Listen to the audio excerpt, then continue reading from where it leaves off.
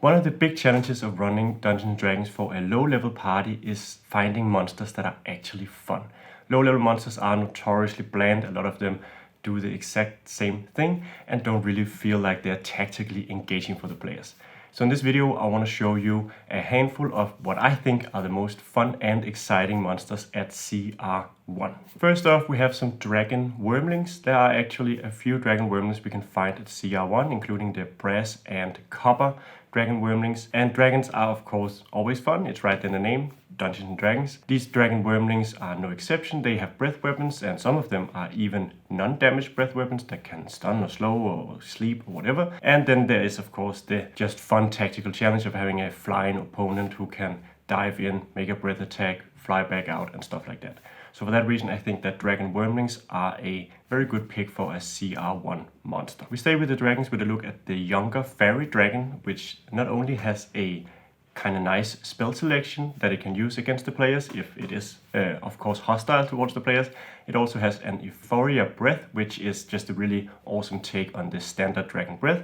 So for that reason, I think that the Faerie dragon is also a contender for that most exciting monster at challenge rating 1 spot. At D&D Classic is the Ghoul, which is also found at CR1, and it's not really the most dynamic or exciting monster. It's basically just a zombie that is a bit faster and a bit smarter, but it does have a paralyzing feature, which can be really scary at challenge rating 1, except of course if you have a cleric or paladin in the party, or you have a party mostly consisting of elves, in which case the Ghoul is just, well, a beefed up zombie. But if that's not the case, running a pack of ghouls can be very scary, especially for low-level parties. Sticking with the monster manual, we also have the Quasit, which is just a minor demon. The Quasit has some interesting features that makes it a very dynamic challenge, although it probably won't be a boss monster or anything particularly scary. It can be a very annoying combatant.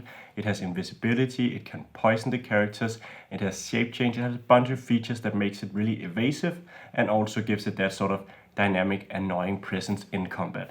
So as a pet for the villain, for example, the Quasit can really fill out a fun tactical role at a very low CR. Looking outside the monster manual, we of course get a few more dynamic options, and one of them in particular is the Meazel, which is a Shadowfell native creature that is incredibly scary for its 1 CR.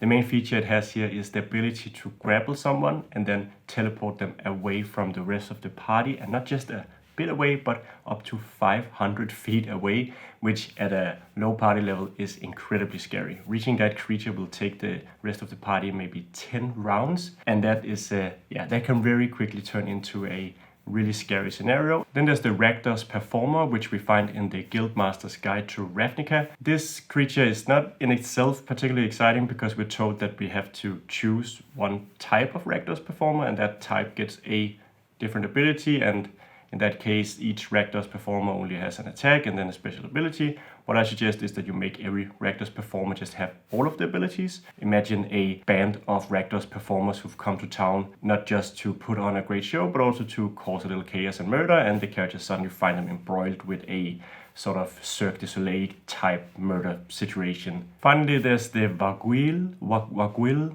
I have a French name, I should be able to pronounce that one, but I simply can't. Anyway, it's a flying hit creature, scary little beast, and it has some really scary features, not only being able to stun the player characters, but also give them this sort of kiss of death that will slowly, well, kill them. So for that reason, I think that the Vargouille may not be the best choice against a party of first level characters, but if the characters are of a bit higher level, then it can be a really fun and entertaining creature. So those are my picks for the most entertaining monsters at challenge rating 1. I hope that you got something out of this video. If you have some suggestions of your own, or you disagree with me about something, please let me know in the comments down below. I'm always trying to learn, and getting your input really helps improve these videos. I'd also like to give a huge shout out to our patrons over at patrons.com/Eventyr, who helps keep this channel going and growing. It's such an amazing outpouring of support that we get over there, which we of course reward with new encounters, Faerie content, and polls and community stuff. So if you're interested in any of that, please head over to patreon.com/Eventyr and consider becoming a patron. But yeah, that's everything for this one. Thank you so much for watching, and I hope that I'll see you in the next video.